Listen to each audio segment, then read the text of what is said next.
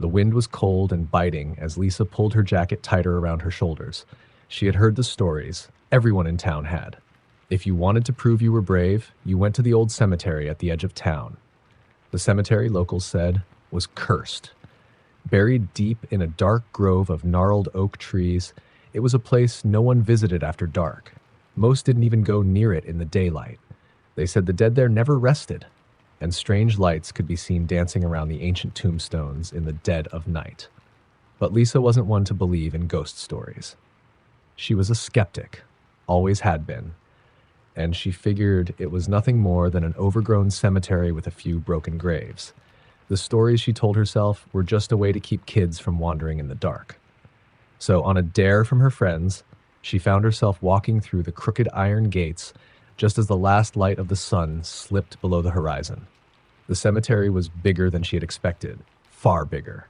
The tombstones were old, so old the names had worn off most of them, and many were tilted or toppled over completely. There was no sign of recent visitors. The thick fog that hung low to the ground made it hard to see more than a few feet in front of her. As she moved deeper in, the silence grew heavier. Not even a single cricket chirped. Lisa's flashlight cast an uneasy circle of light, and she kept her eyes fixed on the path ahead, careful not to trip on any of the tangled roots snaking through the ground. After what felt like an eternity, she reached the center of the cemetery, the oldest part. Here, the stones were cracked, some half buried, and many were decorated with strange symbols she didn't recognize. She could feel a chill that had nothing to do with the cold air, a sense of being watched. She told herself it was all in her head, just nerves playing tricks. But when she heard the whisper, she froze. Leave. The voice was faint, almost carried away by the wind, but it was there. She swung her flashlight around, searching, but saw nothing. Hello? She called, but her voice sounded muffled in the dense fog. No answer. She cursed under her breath, feeling silly for letting her imagination get the better of her, and kept moving. But the deeper she went, the stranger things became. She started noticing strange objects at the base of some of the gravestones, small wooden figures, bits of bone tied with twine, and candles that had long since burned out. Someone had been here, but it didn't look like any kind of regular cemetery maintenance. It was more like an offering, or a warning. Lisa's pulse quickened, and she decided she had gone far enough. She turned back the way she'd come, but the path was different now. The fog had thickened, swallowing up the trail, and no matter how far she walked, she found herself circling back to the same crooked oak with a particular gravestone, one with a deep, jagged crack running down the center. Her flashlight flickered and went out, plunging her into darkness. She shook it frantically, but it was no use. "Stop playing games," she muttered, a nervous laugh escaping her lips as she fumbled for her phone. It had no signal, but the flashlight app worked, casting a harsh white light over the stone. The moment the light touched it, she heard a scraping noise, like nails on stone. Her breath caught in her throat as she slowly looked down. A skeletal hand was clawing its way up from the ground, dirt and debris falling away as the fingers gripped the edge of the grave. Lisa stumbled back, dropping her phone. It landed face up, the light illuminating the figure that was rising. A gaunt face with hollow eyes stared back at her, its mouth moving soundlessly, mouthing words she couldn't understand. It crawled toward her with a terrible jerking motion, and Lisa's legs felt rooted to the spot. Then she saw the others.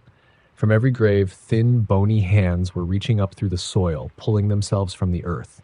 Eyes like black pits fixed on her, their expressions frozen in a silent scream. Panic took over, and she ran, not caring where, just away. The fog twisted and swirled, shapes moving within it, following her. She could hear whispers growing louder, overlapping until they formed a deafening chorus. They called her name, over and over, in voices that were not her own. Suddenly, she tripped. The ground seemed to shift beneath her feet, and she hit the earth hard, knocking the wind out of her. When she rolled over, gasping for breath, she saw them standing over her, dozens of figures, pale and rotting, staring down with hollow eyes. She opened her mouth to scream, but no sound came out. The nearest one leaned down, its cold breath on her face, and whispered a single word, "Stay." The world spun, and then everything went black. Lisa's friends found her the next morning, lying unconscious at the edge of the cemetery, just beyond the iron gates. Her hair had gone white, her eyes wide open and staring blankly at the sky. She never spoke again. She never moved. She was alive, but it was as if something had taken her soul. After that night, no one dared to go back to the cemetery. The locals say it's worse now. The whispers are louder, and the strange lights can be seen almost every night. They say the spirits there are angry, searching for something or someone. Some swear they've seen Lisa wandering among the graves, her eyes empty and lifeless, forever trapped in the darkness. But those who claim to have seen her never stay in town for long. They leave, haunted, never to return. And the cemetery, it waits. The old legends spoke of Hollow Creek Cemetery as if it were a living, breathing thing. People said the land itself was cursed. Nothing grew there but twisted, blackened trees, and the wind never blew in the right direction. Local hunters and hikers swore they'd heard strange sounds in the woods, but no one spoke of what really happened inside the cemetery gates. It was a rule, unspoken yet deeply understood: never enter Hollow Creek after dark. But Jenna, restless and curious, had never been one to follow the rules. She was determined to prove the stories were just local superstition. It was nearly midnight when she reached the cemetery, armed with a flashlight and a sense of defiance. The rusty gates creaked as she pushed them open, the noise echoing like a groan through the stillness of the night. A full moon hung low, casting a sickly pale light over the moss-covered tombstones, their surfaces cracked and worn by centuries of neglect. The air was thick, heavy, and Jenna felt a weight settle on her chest, as if the very atmosphere had turned to stone. She ignored the feeling and pressed on, her boots crunching over the brittle dead leaves. As she moved deeper, Jenna noticed a strange mist creeping along the ground. It rolled and twisted like a living thing, wrapping around the bases of the tombstones. Her flashlight beam bounced around, catching glimpses of broken statues and half-buried grave markers. Then she heard it, a low, guttural moan, so soft she thought she imagined it. She stopped, holding her breath, but the sound was gone. Shrugging it off, she kept moving until she found what she was looking for. The grave of Thomas Crowley, the supposed madman who had cursed the cemetery before he died. Crowley's grave was marked by a single, weather-worn stone cross, tilted sharply to one side. It was said he had been a gravedigger who dabbled in black magic, performing dark rituals in secret until he vanished without a trace. The townspeople found his home empty, the only sign of him being strange symbols painted in blood on the walls. They never found his body, but the grave was dug regardless. Jenna stood there, staring down at the cross, feeling a sudden rush of triumph. "This is it," she muttered, half laughing at the mundane appearance of the legendary grave. But her laughter died as she noticed something shifting at the base of the cross. The soil was moving, churning as if something were trying to crawl its way out. Her breath caught. Jenna dropped to her knees, aiming her flashlight directly at the grave. But the beam flickered, the light dimming to a dull glow before winking out entirely. She slapped the flashlight, panicking, and a cold wind whipped through the cemetery. The trees shivered, the branches rattling like bones. Then the moan came again, louder this time, closer. Jenna's blood ran cold as she heard the unmistakable sound of footsteps behind her. Slow, deliberate, dragging footsteps. She whipped around, heart hammering, and saw nothing but darkness and swirling mist. She tried to scream, but the sound died in her throat as the footsteps continued, circling her. She spun wildly, searching, but there was no one there. The ground beneath her feet felt unsteady, and suddenly the soil caved in, pulling her down to her knees. The footsteps stopped. There was a whisper, low and mocking. "You shouldn't have come." A bony hand shot out of the grave, fingers thin as twigs, wrapping around Jenna's ankle. She kicked and screamed, the sound echoing uselessly off the dead trees. She clawed at the dirt, trying to pull herself free, but the grip tightened, pulling her deeper into the earth. She was waist-deep now, the soil swallowing her, and the mist had grown thicker, pressing in on her from all sides. Another hand grabbed her wrist, cold and wet, and then another around her neck. Faces began to materialize in the fog, pale, twisted faces with hollow eyes and gaping mouths. They stared at her, expressions filled with rage and hatred, their bodies slowly forming from the mist. "Help me," she screamed, tears streaming down her face, but the cemetery swallowed the sound. The faces moved closer, their eyes burning with a cold light, and she felt a crushing weight on her chest, forcing the breath from her lungs. They began to chant, a low, guttural drone that grew louder and louder, and Jenna's vision blurred. She was nearly buried now, the earth suffocating her as she thrashed and fought. Suddenly, everything went silent. The figures were gone, the mist had vanished, and Jenna was no longer being dragged into the earth. She was standing, alone, in front of the crooked cross. Her flashlight lay at her feet, shining brightly as if nothing had happened.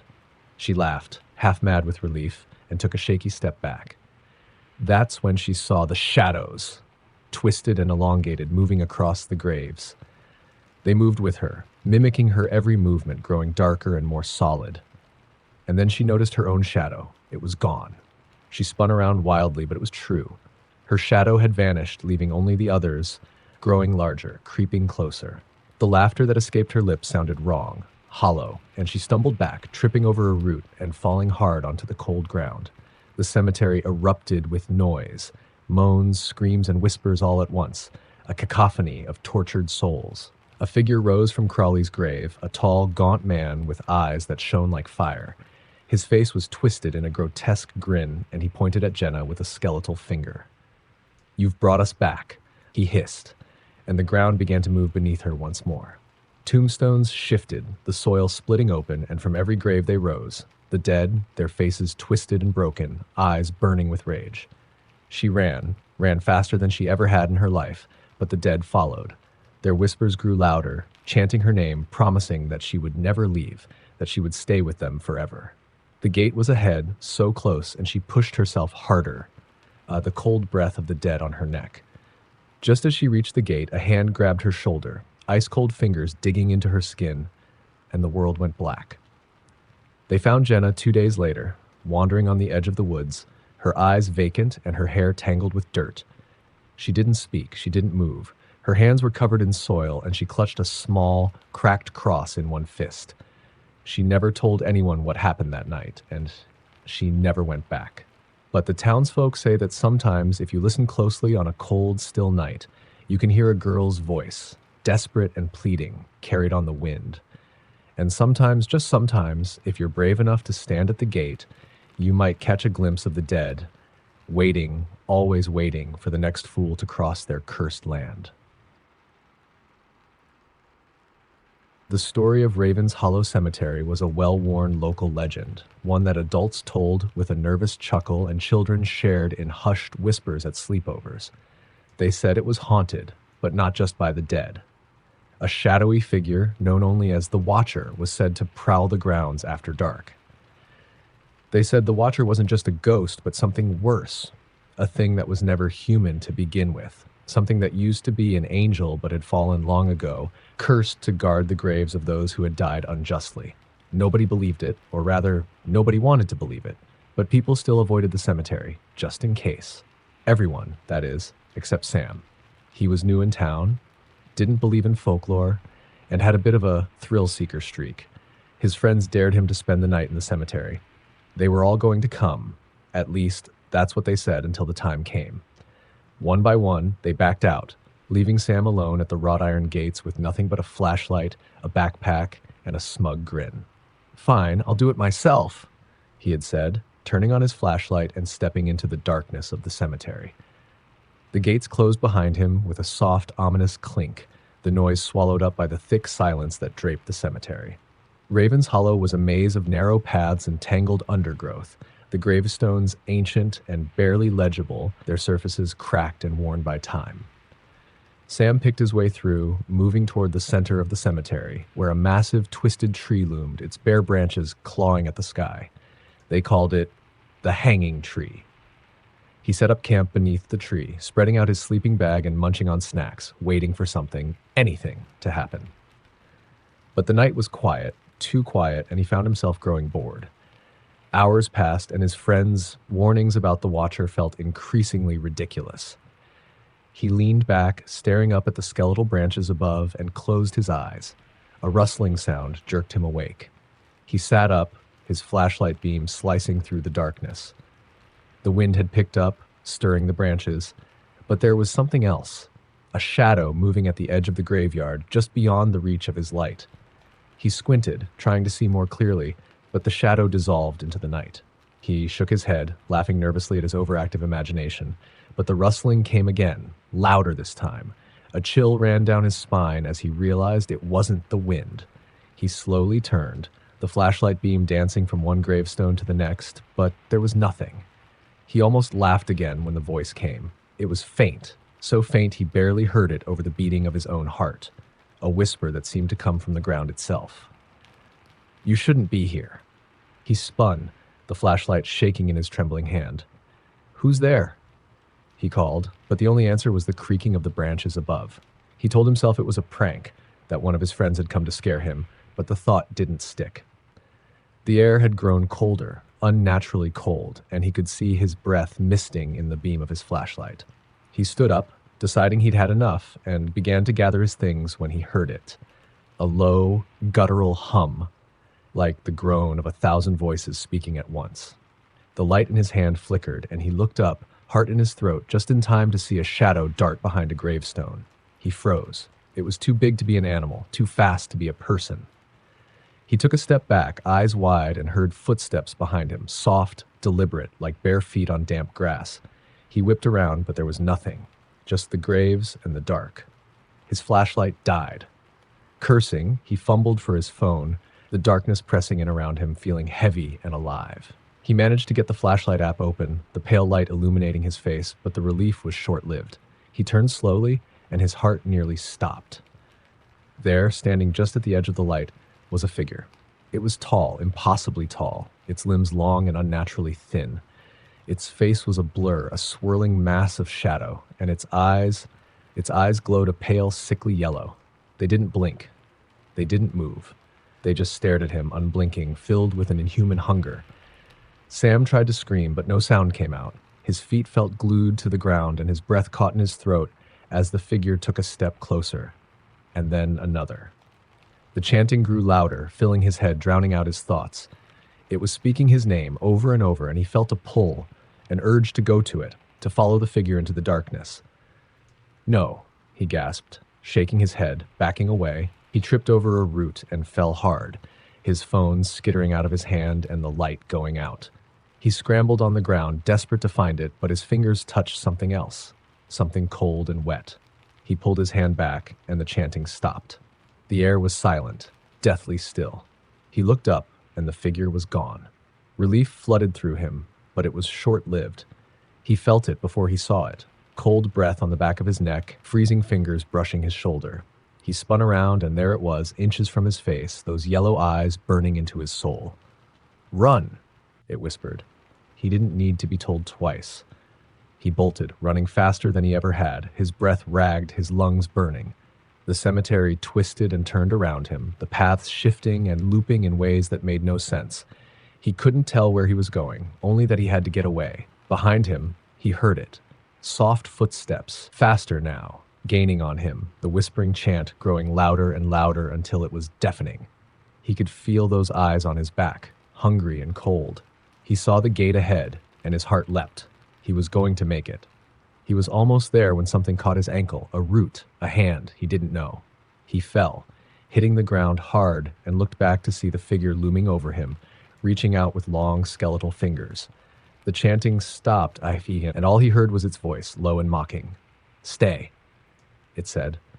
He kicked, pulling free, and ran, not daring to look back. He hit the gate with a crash and tumbled through, rolling into the dirt path beyond. He lay there, gasping, the icy grip of terror slowly releasing him.